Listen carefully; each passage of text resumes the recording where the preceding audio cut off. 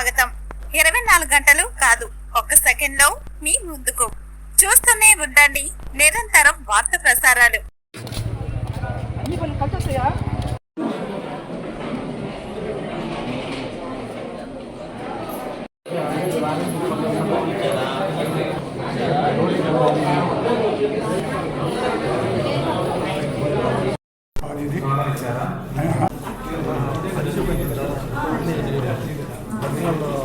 ఇవ్వలేదా?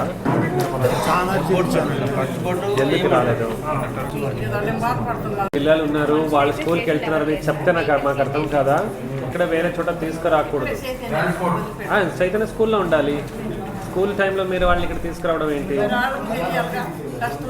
వాళ్ళకి చదువు తెలియాలి, మిగతా ఏం తెలియాలి. పారాలిసిస్ అప్లై చేశారా? ఇంతకుముందు చేశాను సార్. ఎక్స్ప్లెయిన్ అనేది ఏం వద్దు సార్. మామూలుగా పెన్షన్ ఇస్తారు కదా సార్, అది ఇచ్చినా చాలు సార్. అలాగేమ్మా.